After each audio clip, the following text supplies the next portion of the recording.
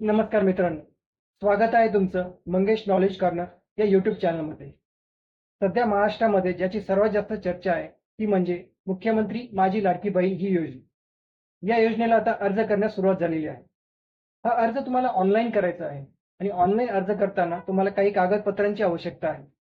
सुरुवातीला जी कागदपत्रे सांगण्यात आली होती ती म्हणजे डोमिसाईल सर्टिफिकेट, इन्कम सर्टिफिकेट, आधार कार्ड, रेशन कार्ड, जन्म दाखला आणि बरेच काही. आता ही सगळे कागदपत्रे जमा करताना तुम्हाला अडचणी येत होत्या, तुमची धावपळ होते. हे सगळं लक्षात घेऊन शासनाने आता याच्यामध्ये सूट दिलेली आहे. तुम्हाला आता फक्त फक्त चारच कागदपत्रांची आवश्यकता आहे. तर पहिलं कागदपत्र म्हणजे आधार कार्ड. आता आधार कार्ड तुमच्या सगळ्याजवळ असणारच. तर पहिलं कागदपत्र आहे आधार कार्ड. आता दुसरं कागदपत्र म्हणजे डोमिसाईल सर्टिफिकेट होतं. पण आता डोमिसाईल सर्टिफिकेटला सुद्धा त्यांनी पर्याय दिलेले आहे. आता हे पर्याय कोणते?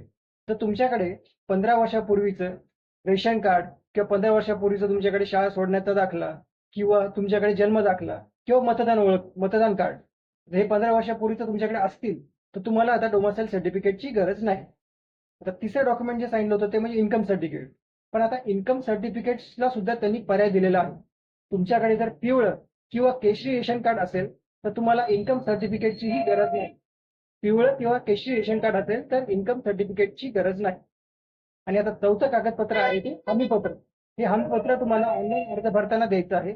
तर हमीपत्रावर तुम्हाला तुमची सही करायची असते आणि त्याच्यानंतर तुमचा एक फोटो घेतला जातो. हा, तर अशा प्रकारे तुम्हाला फक्त आता 4 कागदपत्रांचीच गरज आहे. तुम्हाला जर हा व्हिडिओ आवडला असेल तर सबस्क्राईब करा, शेअर करा, लाईक करा.